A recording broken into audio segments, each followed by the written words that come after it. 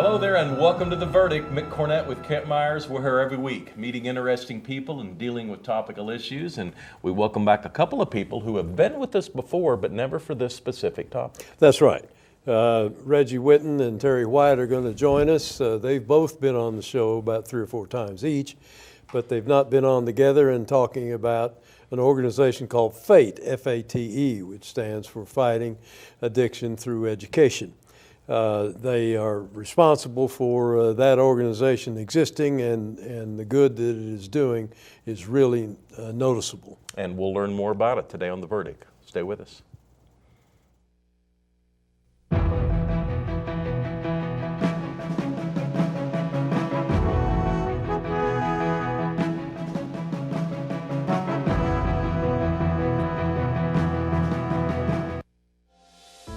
Right now, 6 feet can feel like a long ways away. But from 6 feet, we can still smile at each other. From our doorways and our stairways, from opposite sides of the street and opposite sides of the country. Through fear and frustrations, we can remind each other that we are still here for each other. Because we can still smile at each other. And we're not going anywhere. Military service ran in my blood, starting from my father, which joined the Navy, then on the Chickasaw side, my uncle, which served in the United States Army. I'm Benjamin Espinosa, Chief Petty Officer, United States Navy, and I'm Chickasaw. I went to the Secretary of Defense's staff at the Pentagon in Washington, D.C., which ultimately led to becoming a combat support technician for Naval Special Warfare, specifically SEAL Team 10. I think to be proud and to love your tribe, to love being Chickasaw, you also have to love being American. You also have to love everything that America stands for. Equality, perseverance, professionalism, and power.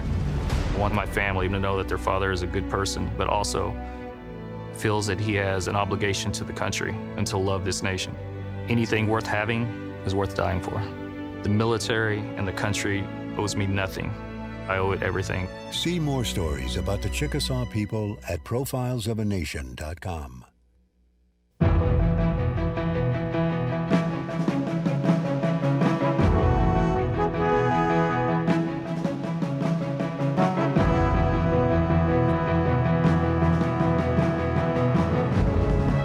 Welcome back to the set of The Verdict. Mick Cornett with Kent Meyers, and Kent's going to introduce today's guests. As we indicated in the open, our guests today are Reggie Whitten and Terri White.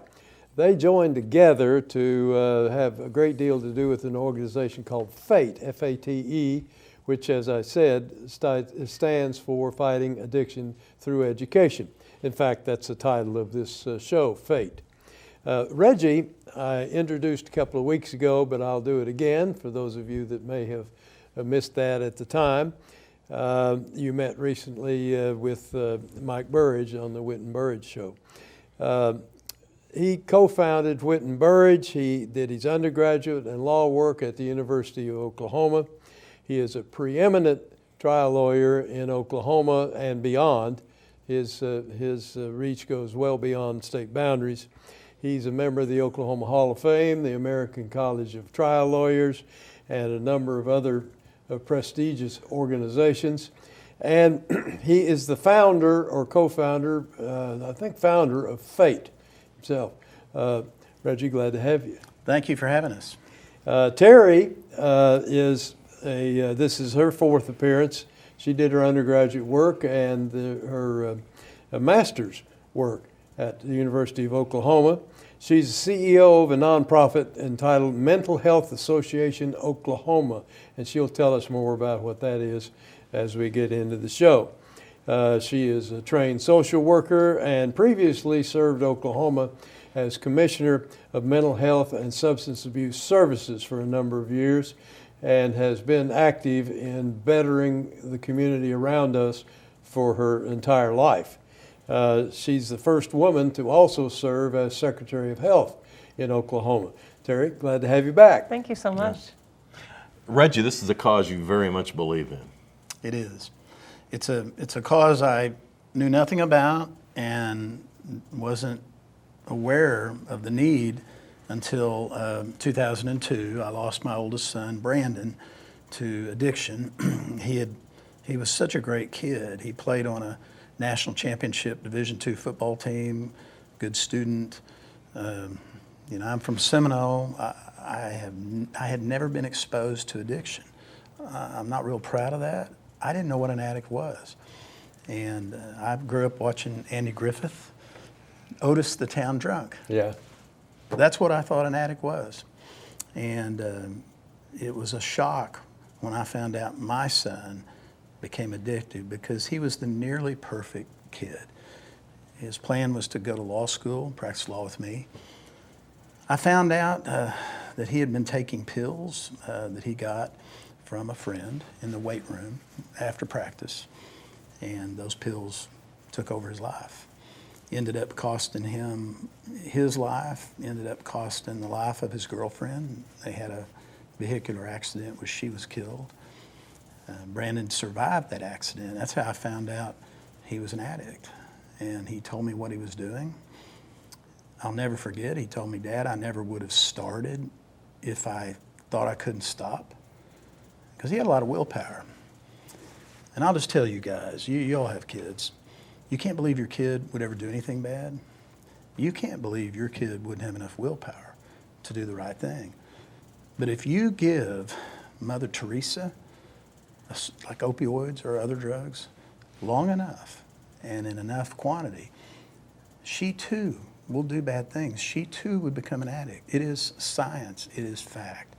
Today we know that drugs and alcohol can take over the part of your brain. It's called the nucleus accumbens. This is all science.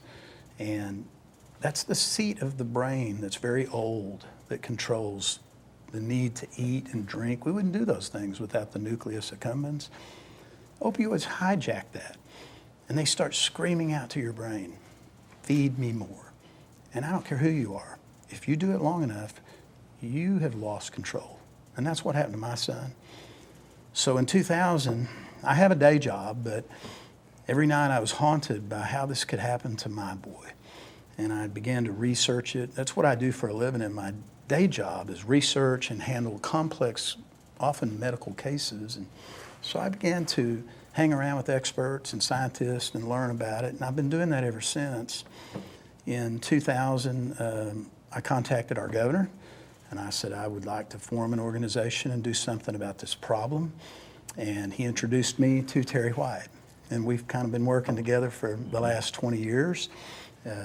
But the need is great, and ultimately we decided to make a documentary film, and it's called Killing Pain, and it's free. Anybody can see it at killingpain.com or on the Fate website, either one. But it teaches how addiction works and how it takes over even the best of people, and it's a very important educational tool.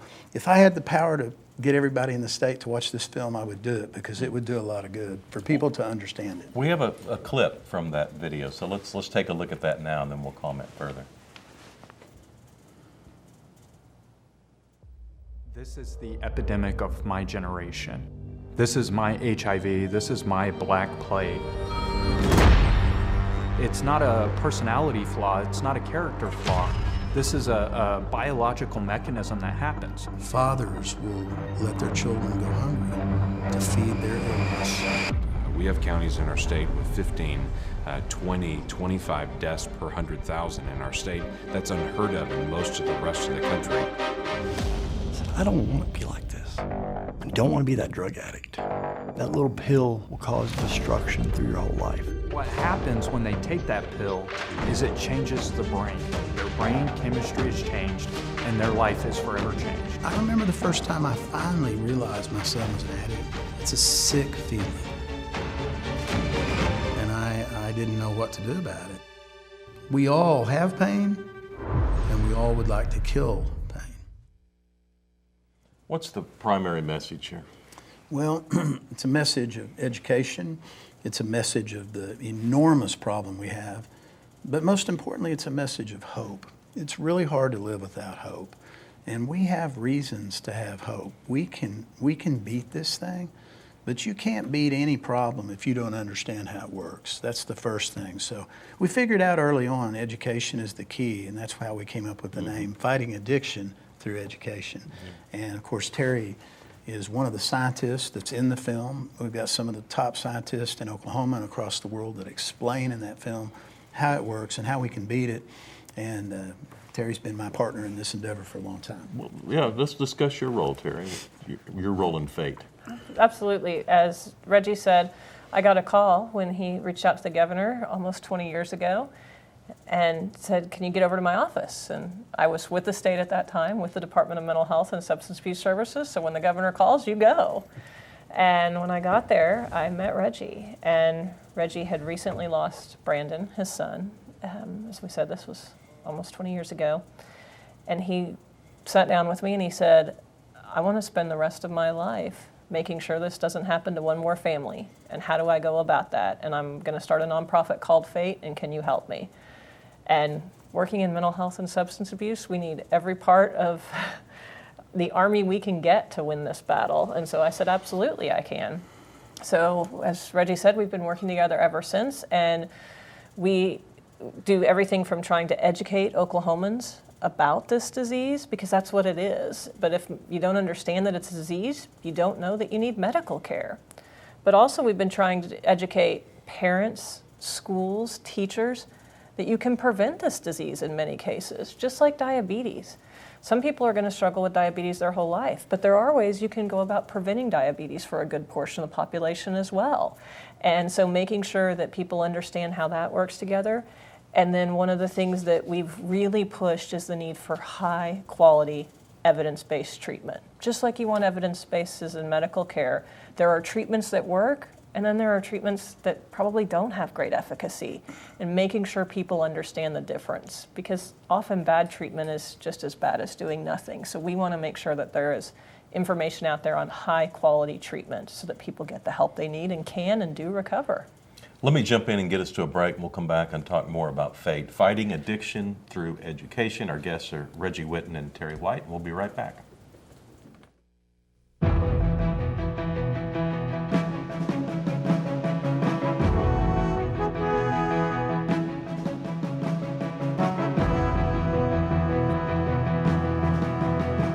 At Whitten Burridge, we're litigators. That's all we do.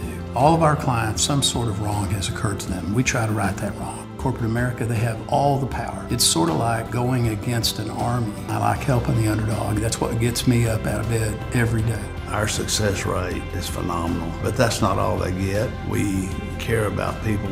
I'm very proud of what we've been able to do for our clients, and I'm looking forward to what we're going to do in the future. There's still a lot of wrongs that need to be righted. OU Law has a history and heritage that are unparalleled. At the University of Oklahoma College of Law, we empower our students to pursue the career of their dreams. We have the highest U.S. News ranking ever achieved by an Oklahoma law school. We are the first law school in the country to launch a college-wide digital initiative. And this year, our competition teams rank #2 in the nation. OU Law, generations of excellence, limitless possibilities. The Vet Hero office at the University of Central Oklahoma, it is a one-stop shop for veterans when they're trying to get their education. I call it my encore job. I get to take care of veterans. We help them transition. I was that guy that transitioned after 24 years, and in the end, GI Bill is a benefit that those soldiers, sailors, airmen, Marine earned. It was the thing that made us the greatest country in the world coming out of World War II, and it will continue to do the same thing for this future generation of service members.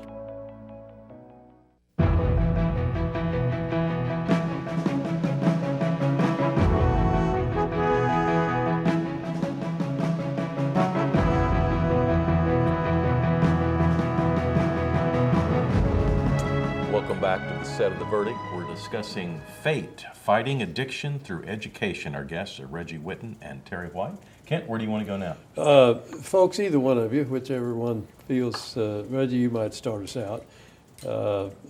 Tell us what programs Fate has. Yeah. Well, first and foremost, the E in that acronym, education. Education is the key. You cannot defeat an enemy, whether it be cancer, poverty, or whatever, without understanding the nature of it. I didn't know addiction was a disease of the brain, and so not knowing it, I did the wrong things. Sadly, even our physicians are not as well equipped in their arsenal. My daughter's a doctor, my best friend from high school is a doctor, but unless you're a psychiatrist, you don't really get a lot of addiction training. So I got a lot of bad advice after my son got sick. I didn't know where to go. So we've got to understand, you can't tell a diabetic, use more willpower and you won't need insulin. That would be barbaric. And sadly, you can't just say no, which is what I did with my son. You can't just tell him, use more willpower. You can't threaten him. You cannot get out of this problem without expert help. And it's out there. You just have to know where to go. So, we need to educate the public. Like I said, I have a day job, but Terry and I go all over the state talking to people. We'd like to get in more doors and talk to more people. Sadly, a lot of our policymakers, we can't even get in the door to talk to about it. There was a study that was paid for by Terry's division, the Oklahoma Department of Mental Health and Substance Abuse, about 20 years ago. The top scientist in the state of Oklahoma participated. It cost a lot of money. It found that the economic cost to the state of Oklahoma and the taxpayers due to addiction was $7 billion, bigger than the state budget. Random. Yeah. Now that's an enormous problem, and that's not being dealt with appropriately. It can be dealt with appropriately. Now, since the opioid epidemic hit in 1996, the death toll has skyrocketed, and Terri White, through her leadership when she was the commissioner, actually turned those numbers down until COVID-19 hit. When COVID-19 hit, they went back up. So we've got to do something about this. We all need to do something about it. We shouldn't have to wait until one of our children gets sick and dies before we actually want to join up and do something about it. And that's what happened to me. Terry, you want to comment on that? Yeah, I think one of the things when Reggie talks about the study that was kind of a landmark study for Oklahoma, $7 billion is the impact, and that's in several things such as criminal justice costs. We're not going to ever arrest our way out of this problem. Now, that doesn't to say that there aren't big cartels or things that sometimes have to be dealt with, but arresting someone who is struggling with the disease of addiction for having the substance they're addicted to on their body, for example, isn't going to solve the problem. And it was a really expensive approach until the state started trying to approach it differently. Then you look at things like the economic impact. I'm an employer. In my current role, Mental Health Association Oklahoma is really proud to employ 180 amazing people in this state. And if they're struggling with addiction and they don't have access to treatment, there's a ton of lost worker productivity. So things like that add up very quickly. And that's not just the ER visits. Think about the cost to the medical system. How many people in the emergency room show up with an on-the-job injury or something else where they've been struggling? So knowing all of that, treatment and prevention are really inexpensive comparatively, but we have been trying to drive through education a mind and policy shift in our state to invest in that prevention and that treatment so that we can avoid all these other negative consequences and save lives.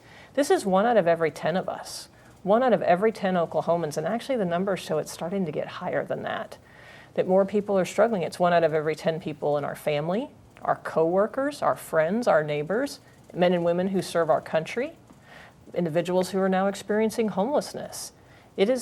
I talk often about brain health. Untreated mental illness and addiction are the biggest pressing public health issues in our state, bar none. Bar none, because they are often the most misunderstood. When people can get into treatment in Oklahoma, the treatment is actually really high quality, even compared to other states. We lead the nation in evidence-based practices. However, where Oklahoma struggles, we have one of the most narrow doors to get into help. When you look at everyone who needs help, only 1 out of every 3 people who needs access to treatment gets it in the state of Oklahoma. Does insurance help? Insurance is an interesting issue. So insurance is how most people, all of us have insurance. I took as many calls as the commissioner from people who had no money and needed the state-supported services. Mm-hmm. I took as many calls from people I knew. If I said half a dozen names of people who called me, you would know them. Our whole community knows them, who would call me to say, I can't get my insurance to pay for my kids' addiction treatment. So insurance helps, but it's often a battle with insurance companies to get them to pay. And so one, you have to be ready for the fight. You have to be ready for the fight. And two, we have to continue improving what are called our parity laws. Our parity laws are both state and federal laws that say we cannot treat the disease of addiction differently than we would treat other diseases under our insurance. Insurance, for example, used to have higher copays if you went to an addiction treatment visit versus any other kind of treatment visit you might go to. Well, higher copays discourage people from accessing that care. They had different limits, how many visits you could have versus other kinds of treatment, all kinds of things like that. That's getting better, but that fight isn't over yet. Terri, is the medical profession and Big Pharma, are they acting differently now than they did 20 years ago? The medical profession, I would say yes. Doesn't mean we're all the way there, but we are having more and more primary care doctors, family physicians, OBGYNs, emergency room doctors screen for addiction. That is happening more often. Not universally yet, and we need to get to that point, that it's just part of every... I get asked about my blood pressure. Every time I go to any doctor, they take your blood pressure. I am not high risk for high blood pressure. They don't ask about addiction. That has to be part of what we do. So yes, the medical community, I think it is getting better. We still have a long way to go, though. As Reggie said earlier, our physicians are not always, and other healthcare professionals are not always well taught about addiction. In fact, Oklahoma State University, we're both OU grads, but Oklahoma State University was one of the first medical schools in the nation to teach addiction to every single graduating physician from their school. That's recent and that's rare. So yes, it's getting better on the medical side. When we look to the rest of it, in terms of Big Pharma, we have a long way to go. We are incredibly lucky that our former Attorney General, Mike Hunter, hired Reggie and Mike Burridge to fight the opioid lawsuits that have been fought. And the first lawsuit in the United States was won right here in the state of Oklahoma, in Norman, Oklahoma. Sadly, we have a Supreme Court that overturned that, but it was one of the first victories that paved the way for settlements and other things that have been happening around the nation. I would like to tell you Big Pharma is going to change their behavior based on that. After sitting as the corporate representative in that trial and sitting front row with the Attorney General and Reggie and Mike for 6 weeks watching that trial, I don't have a lot of faith that Big Pharma is going to change their behavior. But the more we shine a light on that and hold them accountable, that's what companies respond to. So I think having a show like this is incredibly important to help make a difference. We've got about a minute and a half left. If there's someone watching who has they themselves or has a loved one who's facing addiction or suspects addiction, what should they do? Reach out for help. So the simple things I would say, and none of it is simple, right? When someone in your family has any sort of disease, it's scary and it's hard. Talk to your doctor. If that doesn't work, 988, which is known as the new mental health crisis line, is also there for addiction. 988 is a nationwide number. In Oklahoma, it's answered here in Oklahoma. Call for help. Or log on to FATE. Log on to our website, get connected. Reach out to Mental Health Association Oklahoma. We'll get you connected. Ask for help. One last thing, if I can add. Absolutely. A brand new deal. Terri and I worked on this. There's something called Atlas. See, I didn't know where to go to get help for my son. Well, we were instrumental in bringing Atlas to the state of Oklahoma. You can go on the Department of Mental Health and Substance Abuse website, fill out a few simple questions on the website through Atlas, and it weaves through those problems and will help you find the appropriate place to get help. With evidence-based treatment. Yeah. Thank you both. Yeah, thank you, and good luck to you. Thank you. And I'll be Come right back with the final whenever word. you can. Thank you.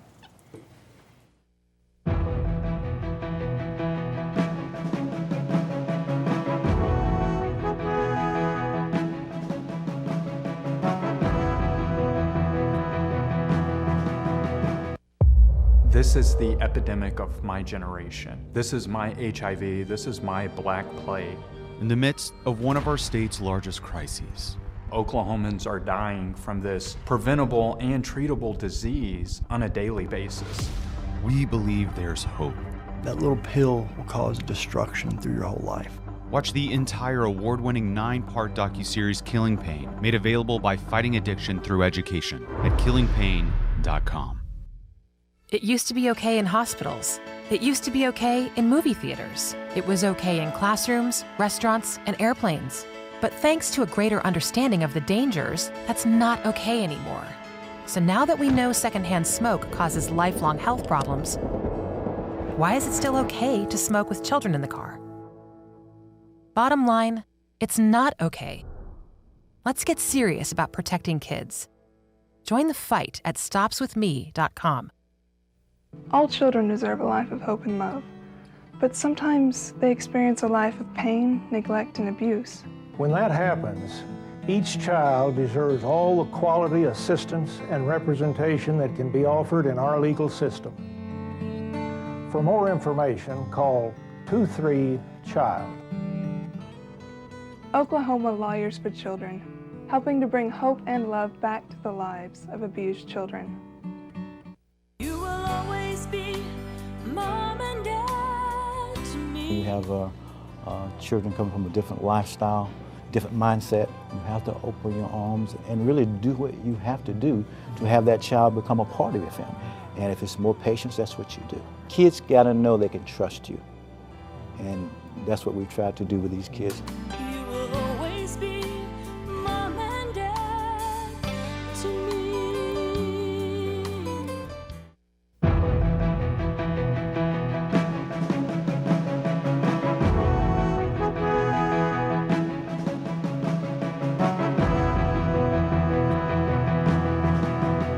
This is a good show. Reggie Whitten and Terri White helping us learn more about fate, fighting addiction through education. Yes, we knew it would be when they scheduled it because of the guests and the subject matter, and they both give out a lot of good information.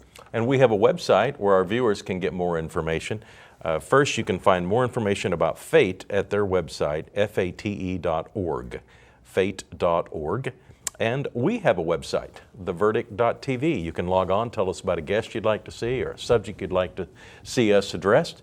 And in the meantime, we hope you will take to heart a lot of the really important elements of this show and see if we can't address a lot of the issues that our guest brought to light. I think FATE is a great name for that website and that organization. We'll see you next week.